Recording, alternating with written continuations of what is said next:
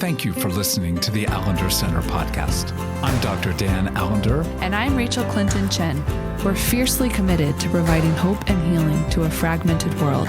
And restoration for the heart. Thank you for joining us. Let's get this conversation started.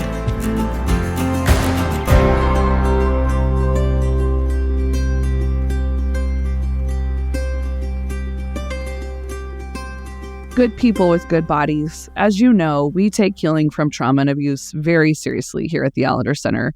It's a core part of our mission and really central to a lot of the work that we're doing. And we do our best, especially on the podcast, to engage the multidimensional nature of healing, meaning there isn't just one way to pursue healing. And quite often, especially throughout our lifetime, because we know healing takes a lifetime, we need to engage multiple modalities in our healing journey that tend to the wounds of our bodies, our minds, our relationships, and capacity for love. And that includes our spirituality and our imagination. And one modality of care and healing that we haven't engaged as much on the Allender Center podcast is the work of spiritual direction. I think it can be a vital part of healing our spiritual imagination and attachment with God and self and others, but we'll get to that. And as someone who has benefited greatly from spiritual direction in my own healing journey, I am thrilled to welcome my friend and colleague, Vanessa Sadler, to join us today. Welcome, Vanessa. Thank you so much for having me, Rachael. It's good to be with you. Vanessa Sadler is a trauma-informed spiritual director, a contemplative creative, retreat facilitator, and Peace Talks podcast host. She brings an embodied wisdom, a rooted spirituality, a gracious truth-telling, and a gritty hope.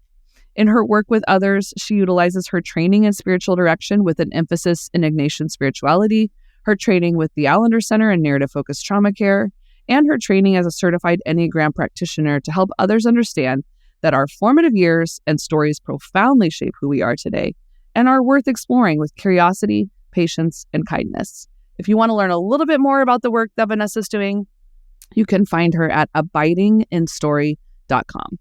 So I, just want to say that a lot of what happens, a lot of the impact of trauma and abuse is that our imaginations get disordered and our capacity to perceive who God is, who we are, our identity, our style of relating, these very core parts of us get malformed, get disordered and distorted.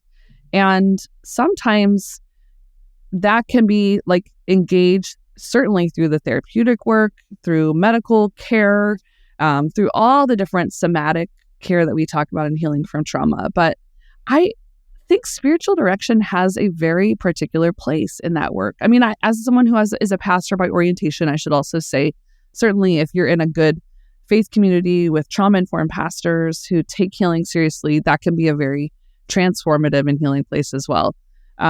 But like I said, spiritual direction is a very particular type of healing work. And Vanessa, you and I you have your experience with it. I've had a lot of healing come in my work with spiritual direction, but not everyone is familiar with what that means. Or maybe they have really preconceived notions as to what spiritual direction is. So how would you explain spiritual direction to someone who's unfamiliar with it? Yeah, I like to think about what spiritual direction is in terms of why a person may find themselves seeking spiritual direction. Usually someone who's exploring it or looking into it kind of uses this language of more. There's a knowing that there have been ways of doing things and ways of relating with God or scripture community that are just no longer working, either because they've uncovered parts of their story and they're unpacking trauma, or there's just a desire or a longing for more, even if they can articulate what that more is. And so a spiritual director is someone who comes alongside and accompanies companions, those who are on the journey of discovering what the nature of the more is, or untangling or uncoupling, to use a trauma word, their spirituality and spiritual trauma from the body and the institution and the person or the perpetrator. And that's generally discovering more of that is through a contemplative route, which usually has less to do with doing and more to do with being. So it's this art of sacred listening together. I really like the imagery that Margaret Gunther uses of spiritual direction, where the client or the directee is in a birthing process, and the spiritual director's role is that of a midwife, of attending and just sort of attuning to whatever's gestating in someone, whether that's over a long period of time with that uncoupling or untangling process, or it's just discernment about a decision, or just during the length of a particular session. So I don't remember who said this. It might have been David Benner, who's an author, but it's that spiritual direction is a prayerful conversation to facilitate greater awareness of the movement of God in your life. And so if we even kind of break that down, not as linear steps, but maybe as like movements in a piece of music, there's this prayerful conversation of attunement and attentiveness to the directee from the director, as to what's at play in their spiritual life. And also the spiritual director is listening for spirit and where spirit is showing up and at play or at work in the client. And there's this movement of facilitating greater awareness. And I like to use the metaphor of going on a hike with someone. It's like we're going on a hike together, and we're walking, and you're determining the path that we're taking. But we might pass a particular tree or a rock or a stream.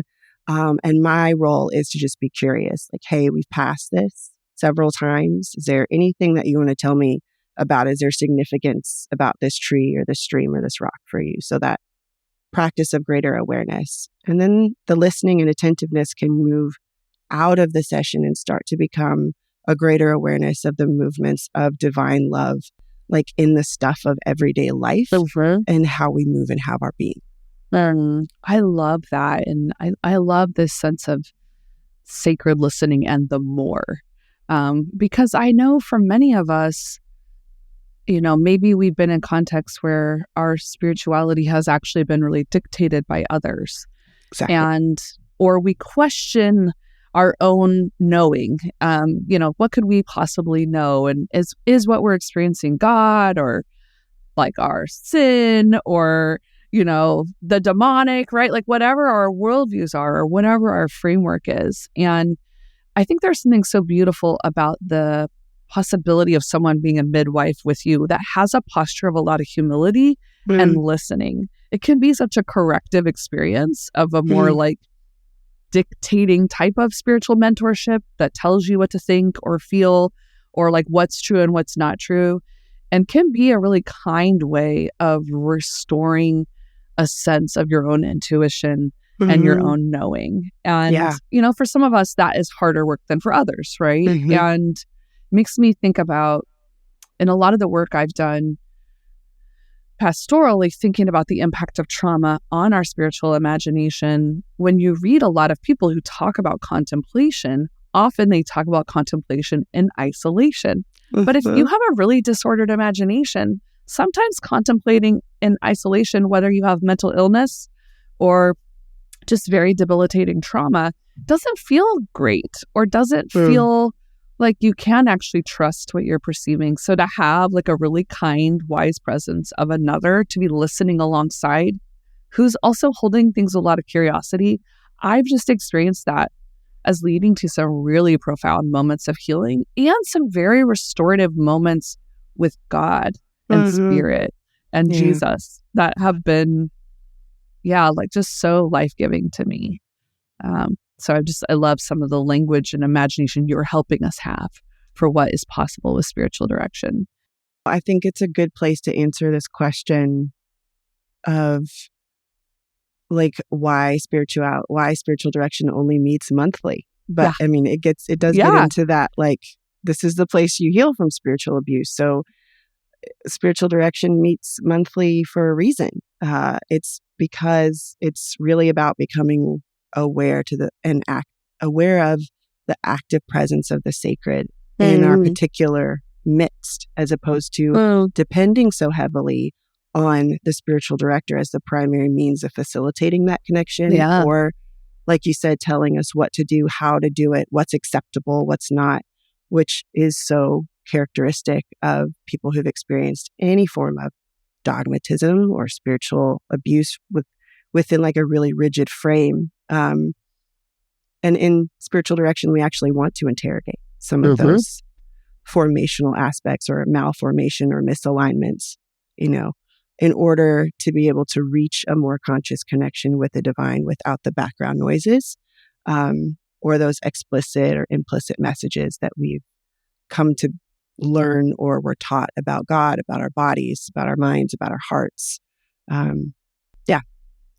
Yeah, I'm going to jump to one question and come back to another one. But in some ways, where you're going is maybe not a frame or a lens that every spiritual director has. Just like we talk about, like finding a therapist, really, you kind of have to be discerning around like what's their kind of framework and modality. Is that going to fit with what you're looking for? It's similar with spiritual direction. And you're self-described and also trained trauma-informed spiritual director.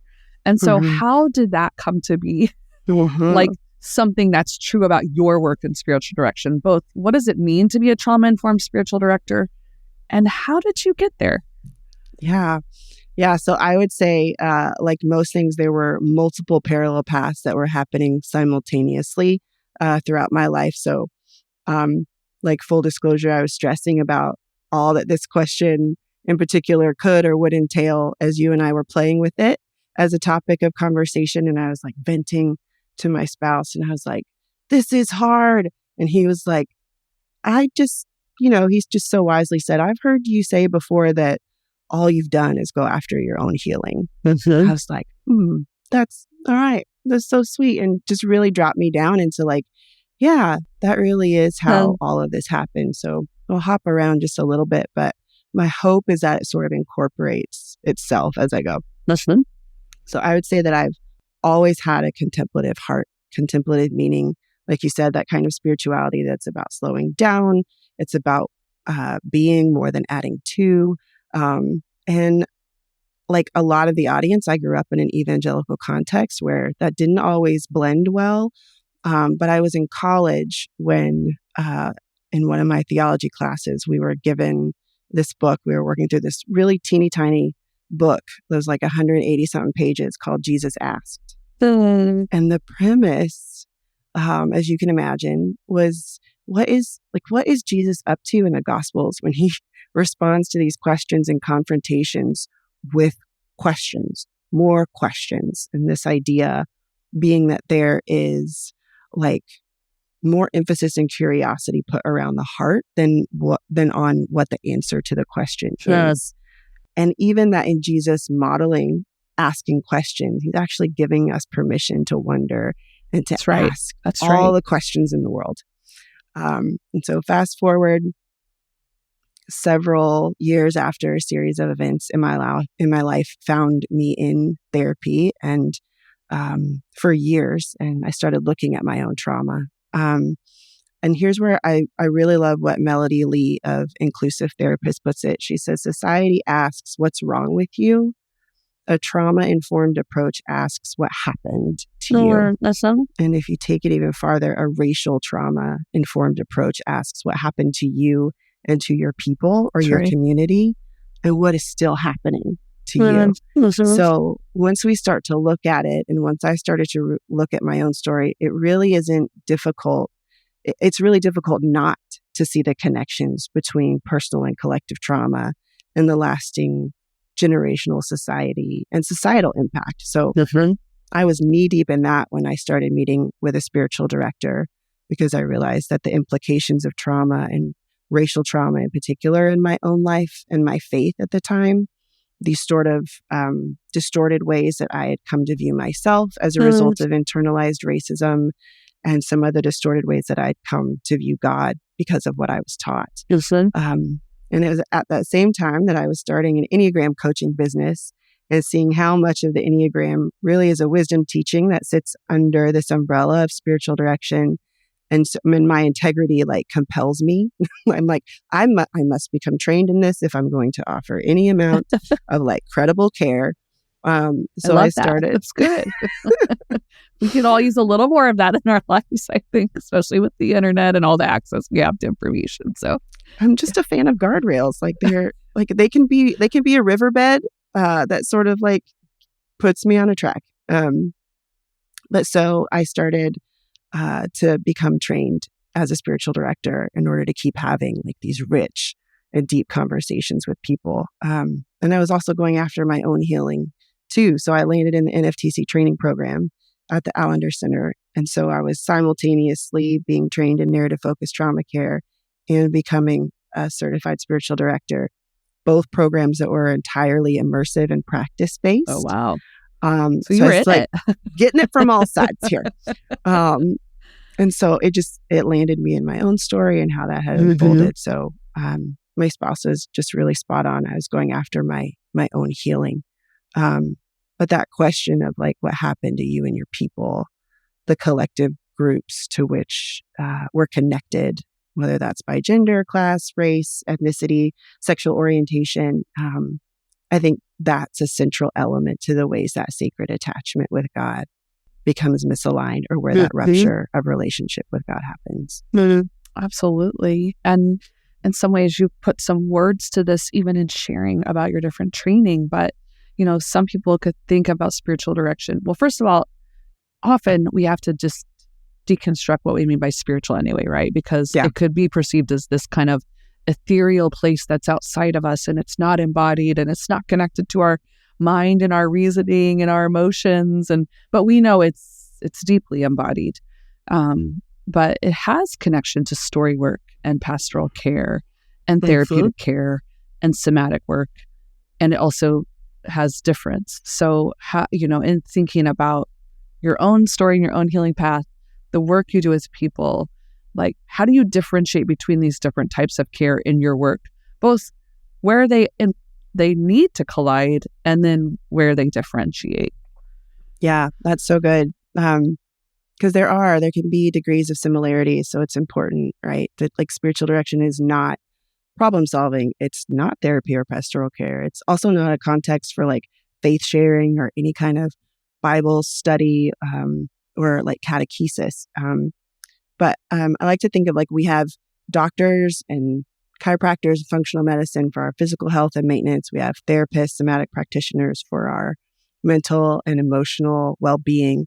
Spiritual direction is for that spiritual health. It's our interior life. It's how we relate with holy mystery. And it sort of rounds out our care team in a holistic and a WHOL holistic way.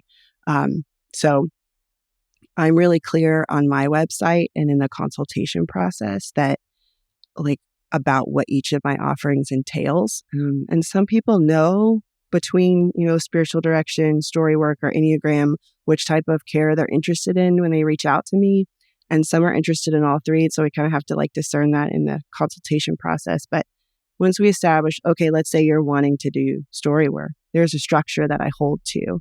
Like you're bringing a story or a series of stories and we're engaging them. And it isn't new to you, Rachel, that these are thematic elements that start to pop up and show up in our stories. Yeah. Because they're not just personal. They exist in context and time and place, and they exist within larger systems and structures. And so I'm engaging a story with a person or a client, and we're uncovering these themes. I'm mindful of these contexts that they're bringing. And I'm kind of bookmarking if, like, as a spiritual director, let's say, if there's something that I want to bring up or multiple stories that point to like a broader spiritual rupture that you're talking about between the relationship with God and self. And so I'm listening for where at some point there might be a willingness to step into those realms further down the line. But the same is also true in spiritual direction, right? So That's right. Typically you might meet with a therapist weekly or biweekly, but with a spiritual direction, you're meeting monthly.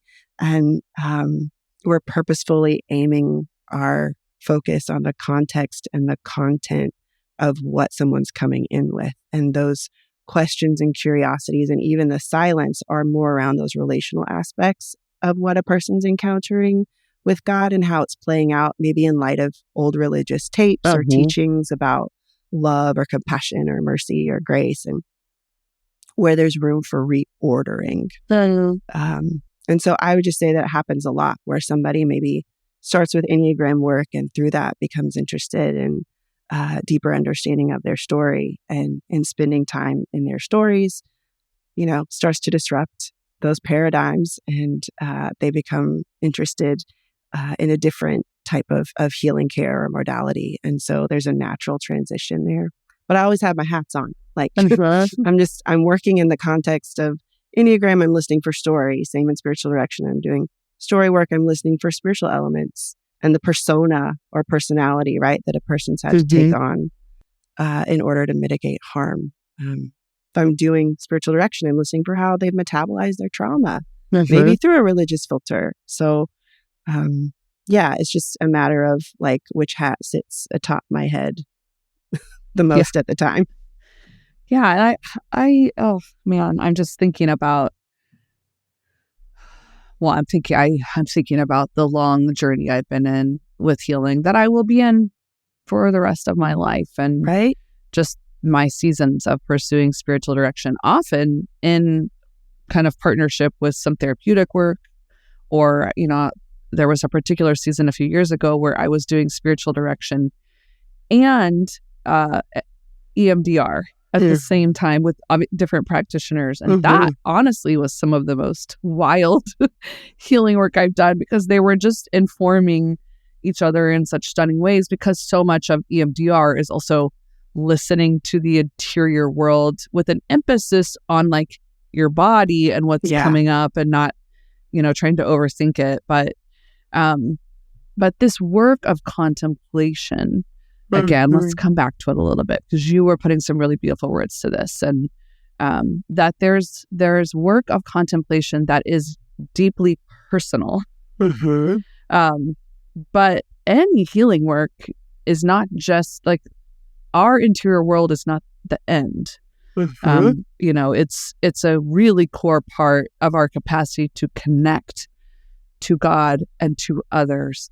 And, if I would just say from a Christian framework, to then also be a part of like the kingdom of God, and bringing flourishing and healing to others, or contending with the systems that perpetuate harm, so that we don't have to be only doing healing work, right? I mean, sometimes as a healer, it's hard because we are the people who are in the trenches trying to provide healing care. And we don't always get to be the people on the front lines of advocacy or justice work. But we know ultimately that justice and contemplation are not like polar opposites.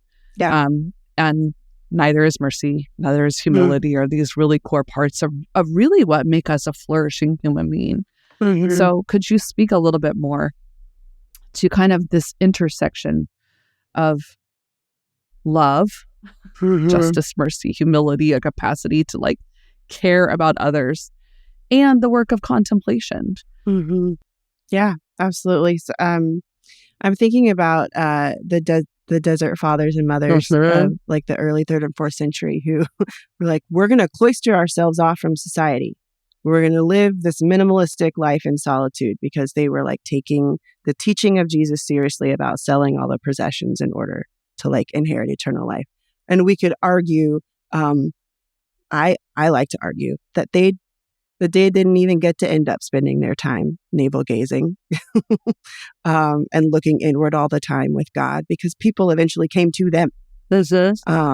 And sought their wisdom and insight and clarity. And so the Ammas and the Abbas they didn't turn them away. Like, they conversed with people, they listened, they gave of their time and their energies. And, we would even say they gave up like their service, right? They were of service to others. So there's a book called Into the Silent Land by Martin Laird. And he talks about this image of a bicycle wheel, where the center is our inner life and the places that we practice faith and spirituality that's focused on like that conscious contact, right? With divine love. And then there's the spokes that go out from the center, and that the spokes are people. And so when we move out and away from the center, the farther away we become from one another.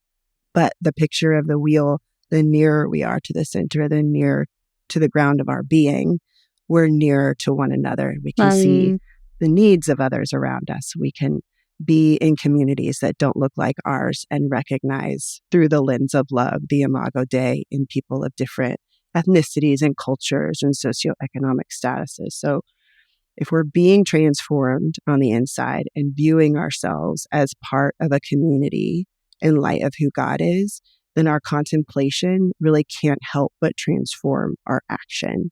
Like you said, there are some who might really see contemplative Christian practices and rhythms as sort of this solitary and disconnected thing from what's going on to the greater world at large. But the more that I rightly see myself in view of the maker and creator of all that is, I can't help but be confronted with the belovedness of like the person who cuts me off in traffic, or the person who lives down the street and flies a politically inflammatory flag. Like for me, it sometimes is the parent at the soccer field who is coaching from the sidelines and like mercilessly laying into their child. And I'm in my mind going like, beloved, if it's true about me, then it's true about you. And I think that's a really good starting place.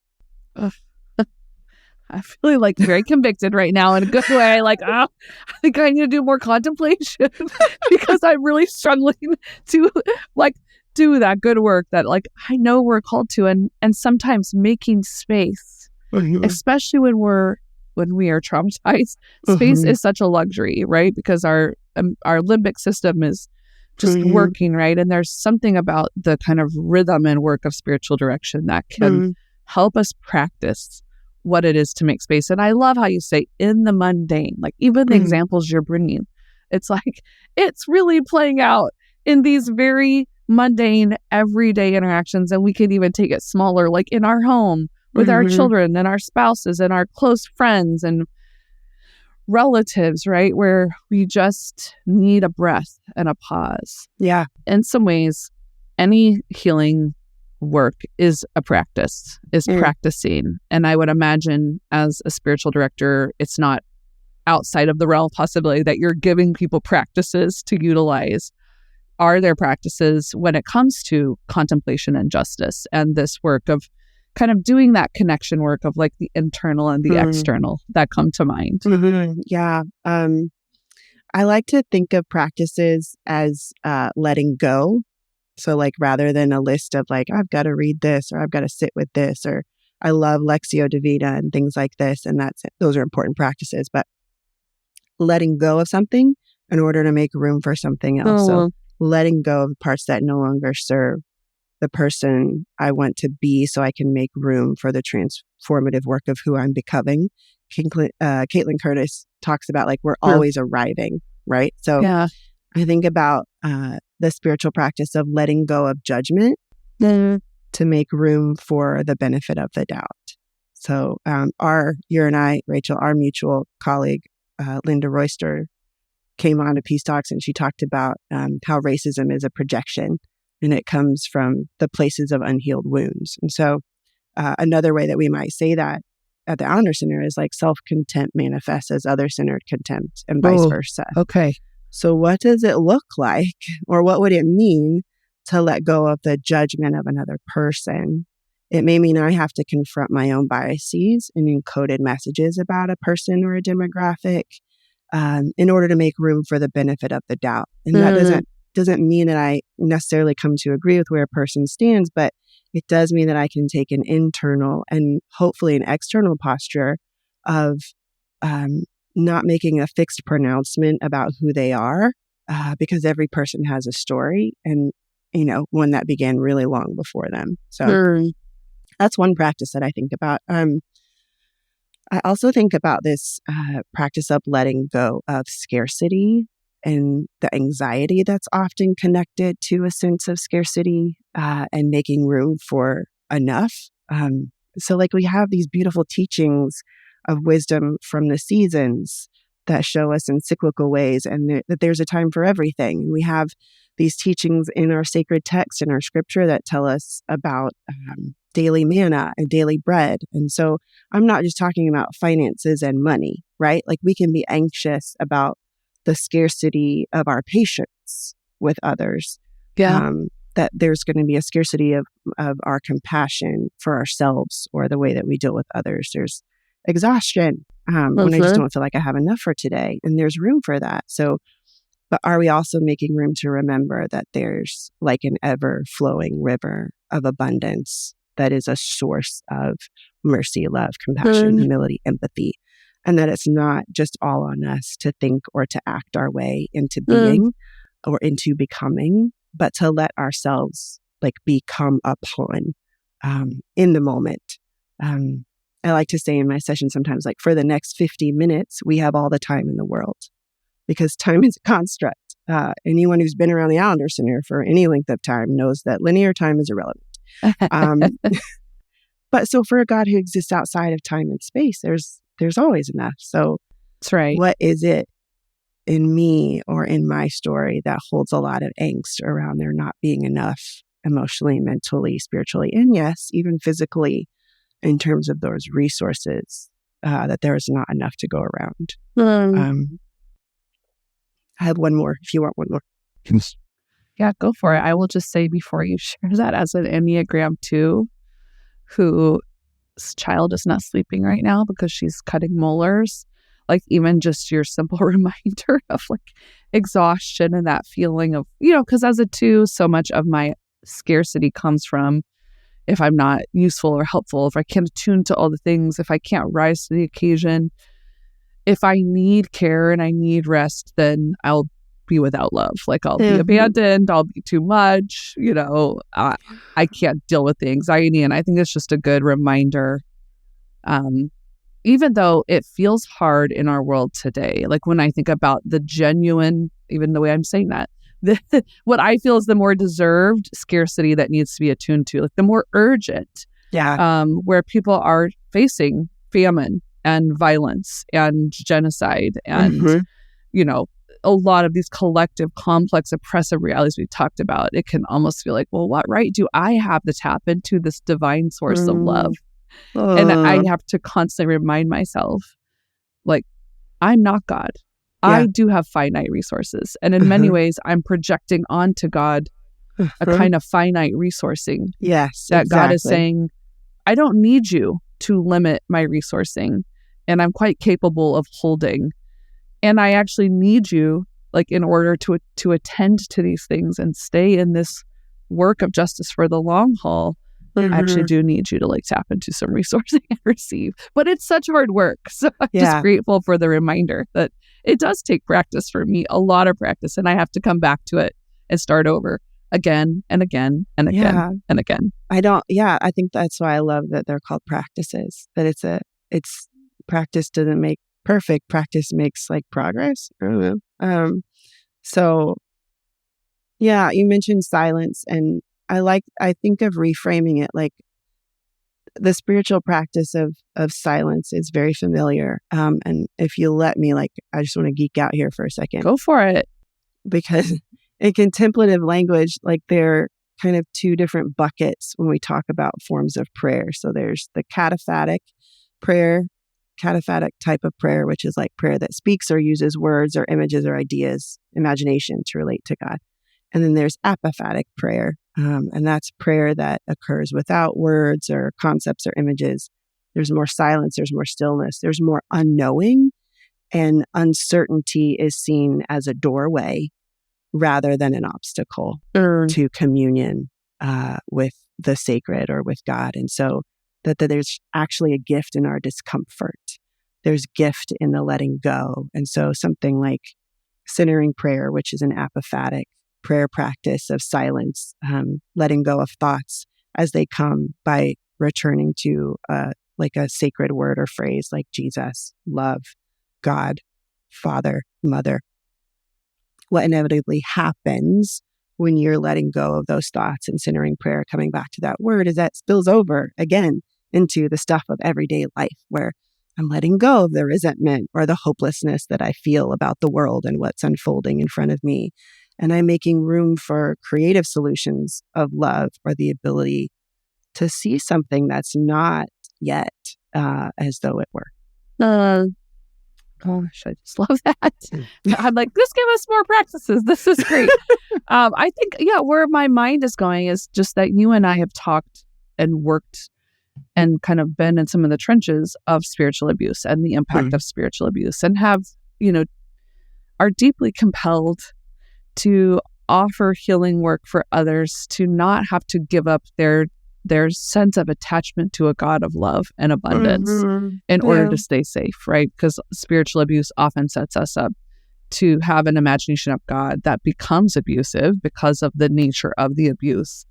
And so it cuts off this source of connection and invites, understandably so, a kind of splitting that just makes being human a lot harder, makes healing a lot harder, and certainly makes being in relationship and in community a lot harder. And so just thinking about the work of spiritual direction, and mostly just wanting to ask some of your wisdom, if someone's listening today. And I would say, Vanessa, even if you have a practice that comes to mind that you actually want to take us through on the podcast, that's good as well. No pressure there. But just if you were making space for someone who's coming in saying, I know there's more for me, but it almost feels impossible. Like, what is some of the beginning work so that someone could have an imagination as to what's possible for them, even in that next step, right? Where we just think, I'll never get to recover like some of these things that have actually been precious to me. And I'm a huge advocate that like our innocence and our desire to belong to God, to a community that has, meaning and purpose, and to actually feel beloved is still worth fighting for. And that bad shepherds and abusive people and systems like don't get to have the final say. And that is so much easier said than done when you are in that really fragmented, kind of tormented place of like needing help to have a different imagination. Not to like ask you to tend to all of that, but just knowing this is so much a core part of your work. If someone were to come to you and say, I know there's more for me, I can't imagine it right now. Yeah, I think, you mentioned my training is in Ignatian spirituality. And I think this is where that frame really is helpful, because Ignatian spirituality is in reference to St. Ignatius of Loyola, who founded the Society of Jesus, or the Order of the Jesuits. And Ignatian spirituality really is this embrace of God in all things, that our emotional and our thought life really aren't separate from our spiritual life or from our faith. And therefore, like, we aren't shutting off this part of ourselves, this emotional thought beings that we are in order to engage with God, but that our desires and our pain are actually the entry points to really wrestling well with those big and those little, the personal and the cosmic aspects of life. And so, what I would say, as I find my way in my notes, is that we all come with the filters. We all come with the embedded and encoded messages of how we've come to see God as removed or critical, and that makes it really difficult to have any kind of spiritual imagination for something different. And that's actually a place that I love to work within, because when something is shattered and it feels like it's not even there anymore, then you can almost not entirely, but you can almost start to build it from the ground up, and you can start with a different foundation. And so, spiritual direction is where we bring in those fears about, I don't even know how to do this, right? If I'm making a wrong decision about a teaching, because we've been told that the human heart is deceitful above all things, or then we can hold it up against like the places where we're invited to delight ourselves in the company of God, and they'll give us the desires of our heart. So the question really, like, it changes the prayerful conversation. Do I believe at my core I'm profoundly deceitful and beyond cure? Or do I believe that there's actually no height or depth that I could go, that divine love wouldn't be with me? And not because they followed me there or came like unbidded, right? Right. Unbidingly, Right. but because I actually can't be separated from the love of God that's in Christ. And yes, like we've mitigated the pain and the suffering and the trauma, and that keeps us bound to patterns of behavior, including being really fearful about trying something new without like various rungs of authority saying what's okay and what's not. But that doesn't alter the bedrock of the nature of the one who's put just and holy and good desires in my heart and the infinite desires of eternity into the hearts of finite human beings. So it becomes this interplay and this sort of loop of how do I experience divine love in ways that reshape and reform what I believe about the nature of the infinite. And then I can shift my perspective about how I see myself in relation with the source of everything that is life-giving. And I just think that's a really fun place to dance in the mystery and learn the steps as we go. Well, I feel like we've covered a lot of ground, and I hope that it's been, life-giving to people and helped to kind of create more imagination about some of the work that's possible in spiritual direction as a healing modality that can be a companion to your healing journey. Yeah. As we bring things to a close, well, first, I want to just say thank you for your generosity and vulnerability. I just deeply appreciate your wisdom, but also your hope and your kindness. Are there resources that you'd recommend for folks interested in learning more about spiritual direction and or kind of having access to some practices that could get their journey started? Yeah, absolutely. So 3 books that I usually recommend for people. One is Starting Spiritual Direction by John Mabry. It's a great book if you're new to spiritual direction, you're thinking about exploring it, just sort of unpacks what you need to know before stepping into a session for the first time, what you can expect to make the most of your time. And then for just like meditation, I love Meditations of the Heart by Howard Thurman, spiritual advisor to Martin Luther King and many others in the civil rights movement. And really, a true Christian mystic, I think. And then like in terms of that inward journey that we were talking about, I really like The Gift of Being Yourself by David Benner. He's a psychologist and he's also a spiritual director and just plays a lot with what Kierkegaard meant when he said, with God's help, I shall become myself. This paradox that like when we authentically become more of ourselves, we're actually becoming more Christ-like as well. And then in terms of like practices and resources and practices, the other organization that I spend a lot of time playing in and with is the Center for Formation, Justice, and Peace. And 3 times a year, we have what's called an online retreat called Nourish.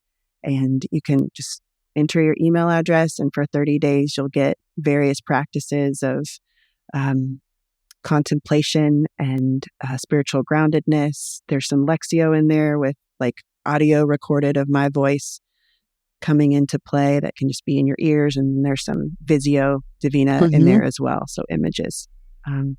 That's what I'd mention. So that's centerfjp.org.